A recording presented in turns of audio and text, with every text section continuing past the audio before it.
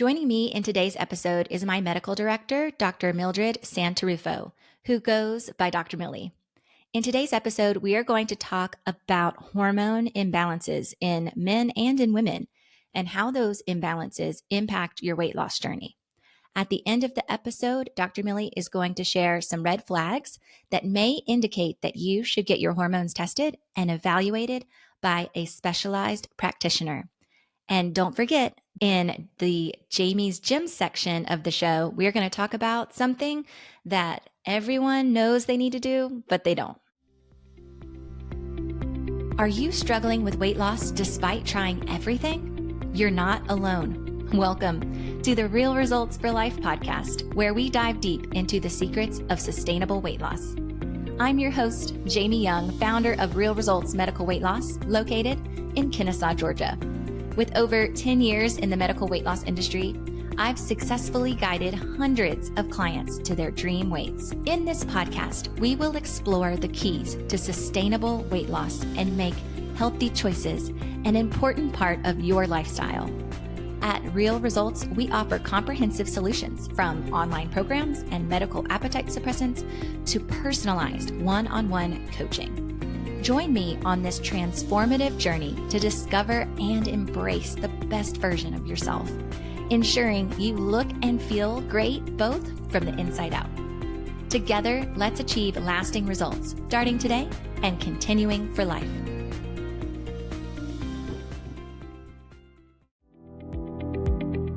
Before we get started, please remember that the information we share here is for educational purposes and from personal experience. Each individual's health, fitness, and nutrition needs are unique.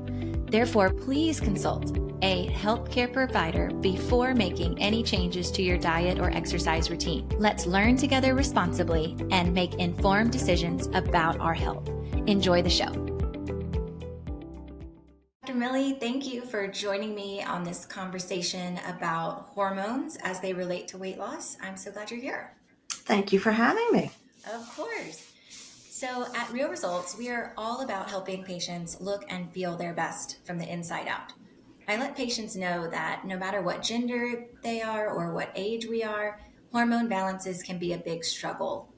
And so my question for you is, other than lab work, what symptoms are red flags for patients that may be struggling with hormones behind the scenes and they don't know about it? Specifically, sex hormones, or in terms of...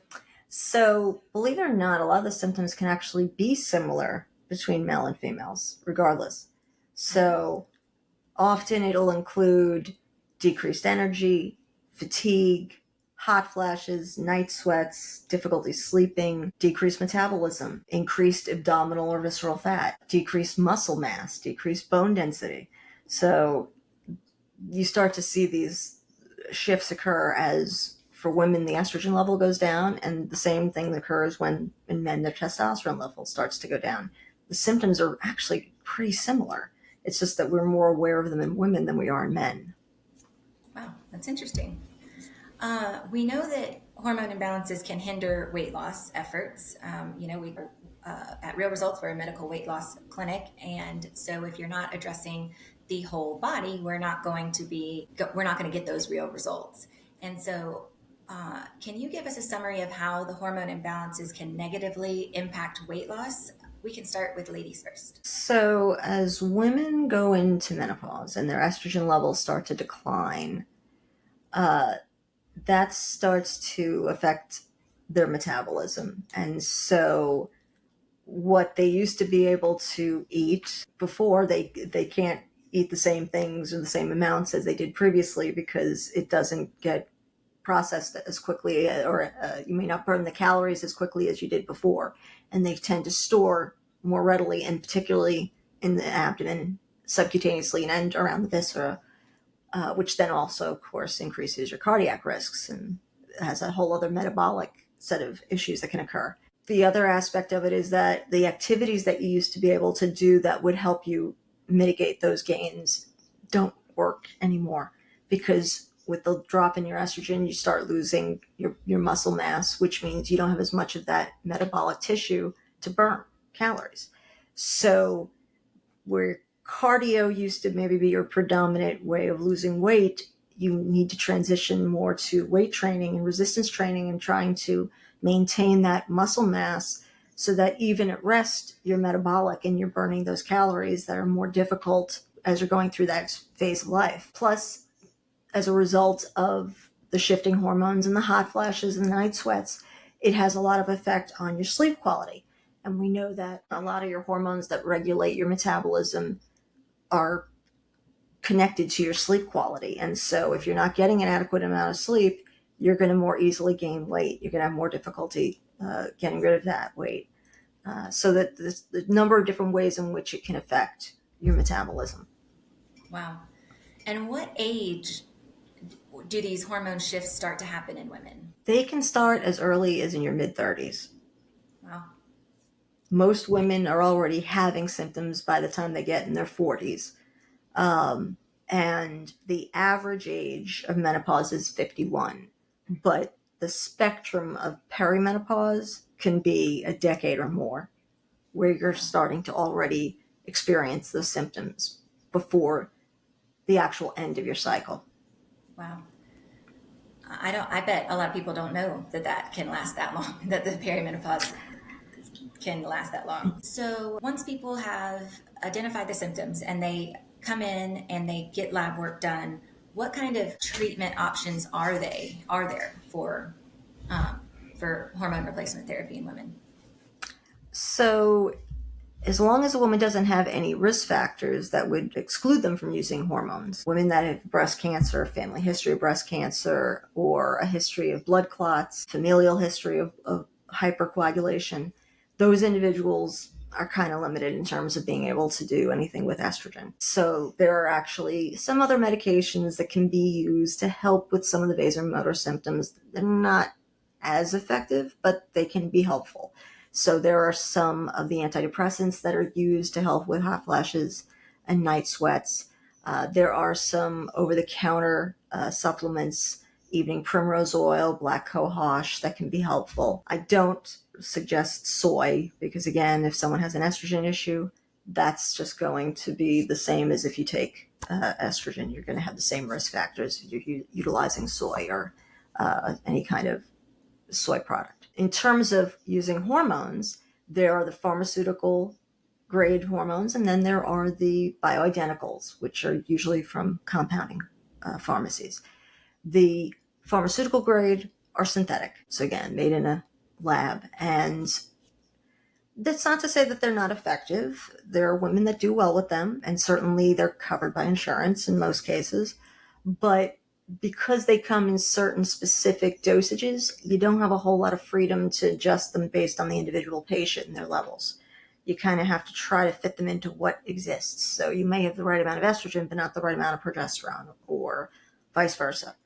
Whereas with the bioidenticals, because those are made specifically for each individual, we can adjust things to a person's individual needs and levels. And those are made predominantly from, they're plant-based.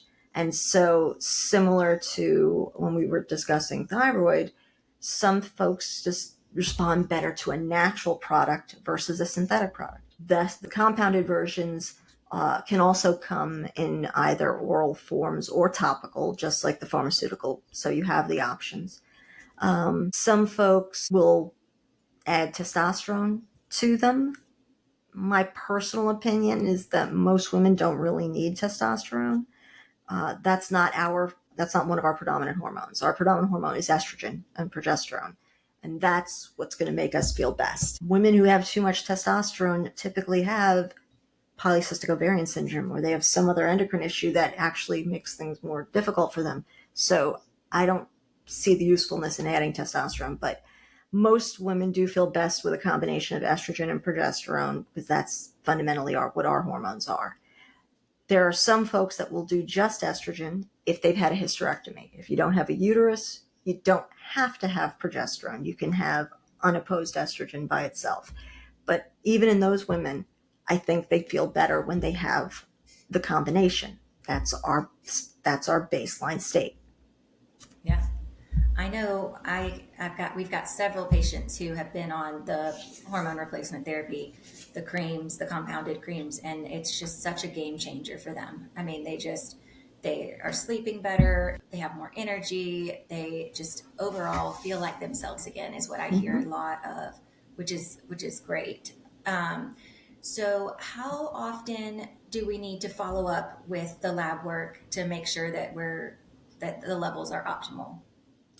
with uh, with female hormones, 3 months. It's so about 10 to 12 weeks when you're first starting until we get everything stabilized and get you in a good place. And then with those, because they have a pretty long half life as well, you could eventually go to annually as long as your symptoms are stable and you're not having any issues. But in the beginning, usually it's every 3 to 6 months until everything gets stabilized. Awesome. And so when we treat our hormones, if hormones is what the patient is struggling with and they don't know it, right? We do the lab work. They find out that they have a hormone issue, a balance issue, and then we fix it. What kind of results from a weight loss perspective do you see in patients? Well, because of the aspects that happen the quickest are the increase in energy, and your mood is improved and your sleep quality is improved, so you have more energy. So now you're in a better frame of mind for being active and working out. And then when you do, you're seeing the effects. You finally start to see the differences that before you were being frustrated that nothing was happening. Now your metabolism will start to work effectively and will respond.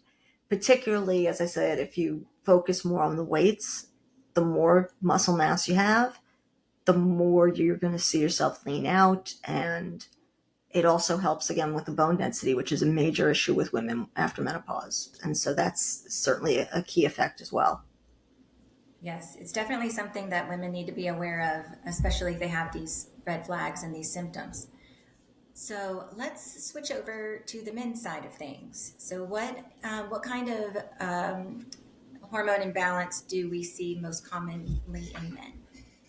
So obviously with men, it's their testosterone levels. And most physicians will say with men, they don't really go through what we call andropause until later in life, until they get to their 60s or 70s, and that's when it really starts to occur.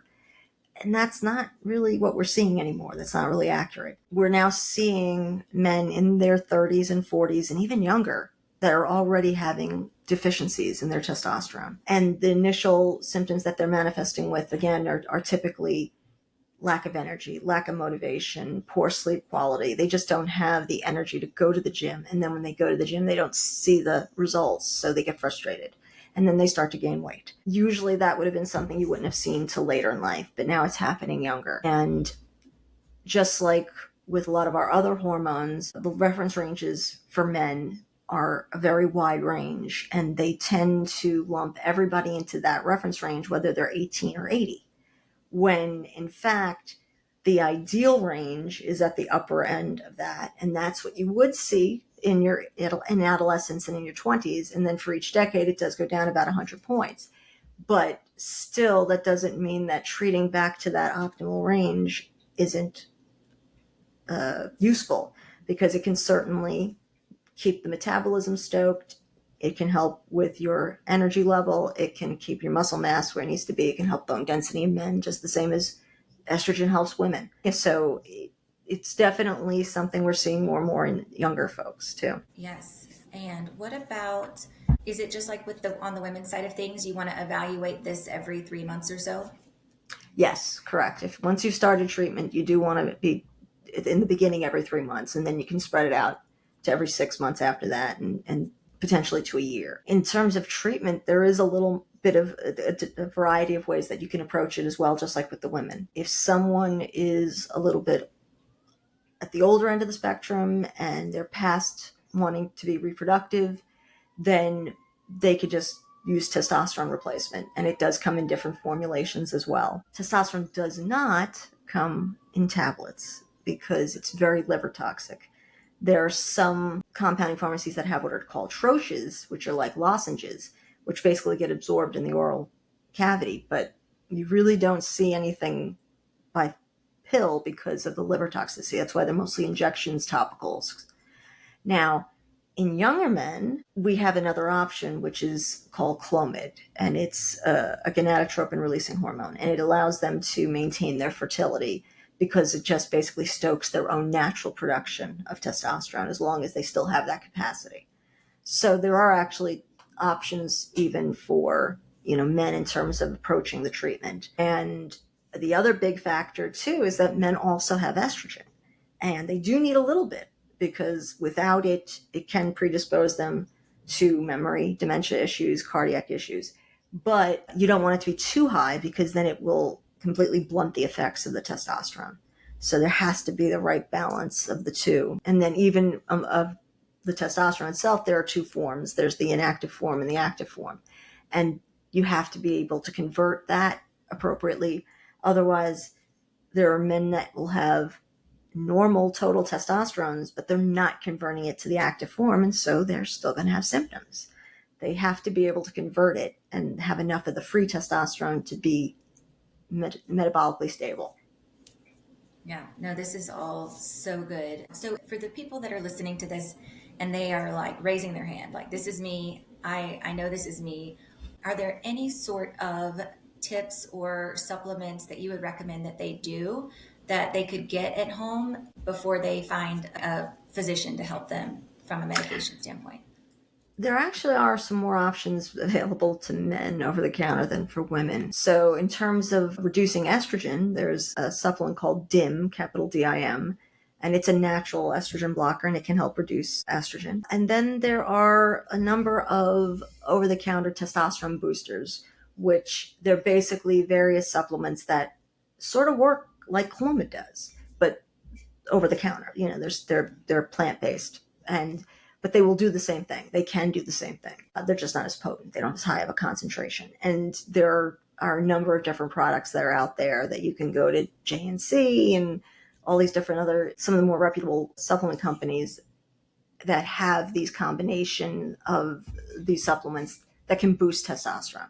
And so that is an option to start off with first before considering actually having to delve into testosterone, because it does have side effects. It does have deleterious effects that you have to be aware of and that have to be monitored. So if you can avoid it, ideally, or put it off for as long as possible, that would be ideal if you can.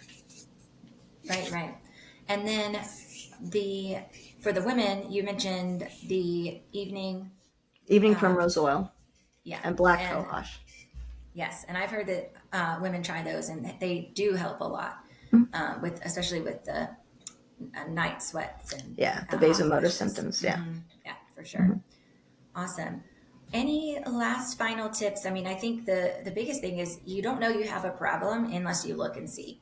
And so I always tell people when they first come in, you could work as hard as you want to work on diet and exercise, but if you've got these hormone imbalances, then you're going to struggle and you're going to get frustrated because you're not going to get the results that you're looking for. So other than actually looking under the hood and seeing if we've got an issue, are there any other tips that you would give the people listening? So the reality, unfortunately, is that often insurance companies don't like to pay for hormones unless it's life-threatening. If you have diabetes and you have issues with insulin, that they have to deal with. If you have a thyroid issue, that can affect it.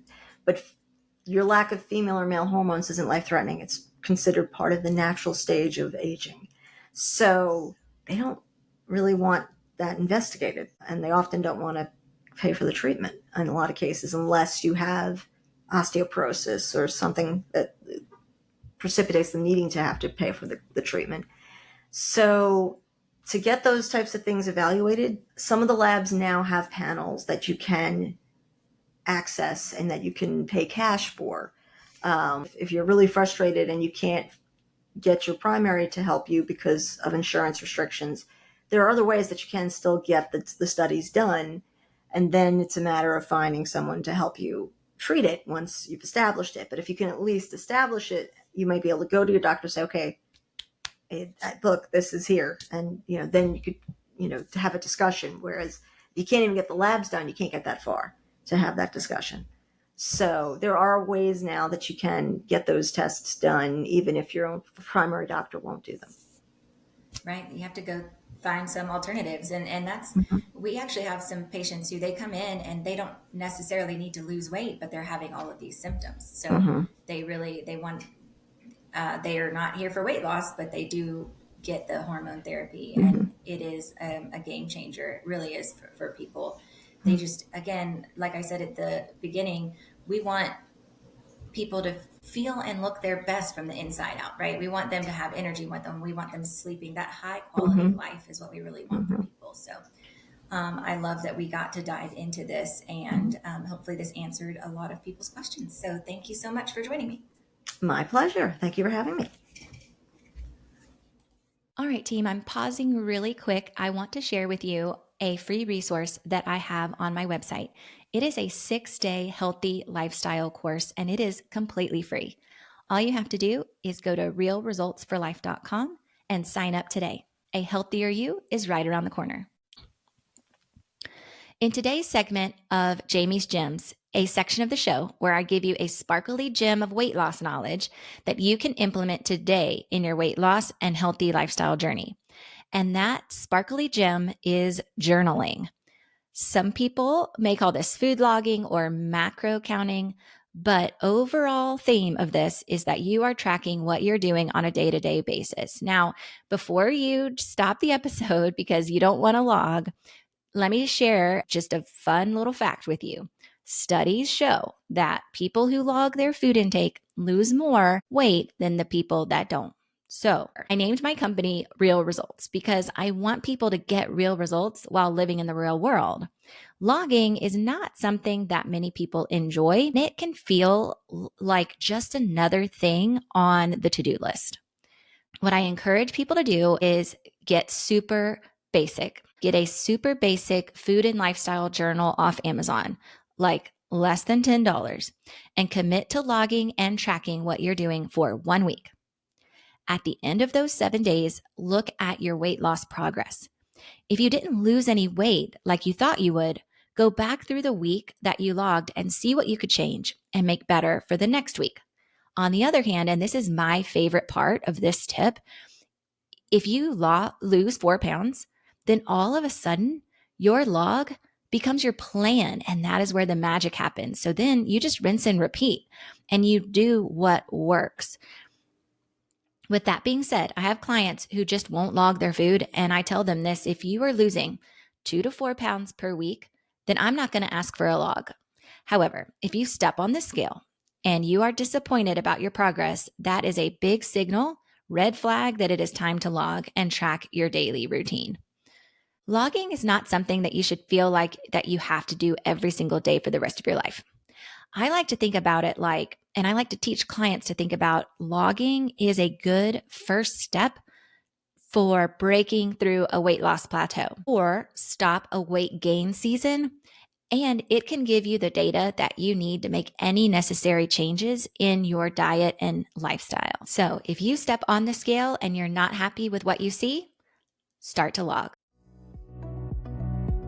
Thank you so much for tuning in to the Real Results for Life podcast.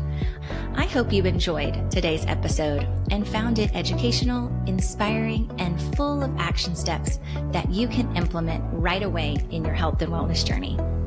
I have a bonus pro tip for you. If you're truly committed to reaching your goals, then hit that subscribe button so that you can stay connected with us and receive regular doses of motivation and tips to keep you moving forward on your journey towards success. And hey, if you are ready to take that next step and really dive deep into your goals, why not book a free phone consultation with me or one of my Real Results team members to design a program specifically for you? We're here to support you every step of the way, and it's what we love to do. Booking that free phone consultation is easy. Just go to realresultsforlife.com and click the Book Now button. Let's start turning your dreams into reality today. Thank you again for tuning in, and until next time, keep pushing toward your weight loss goals, stay motivated, and believe in yourself. you've got this.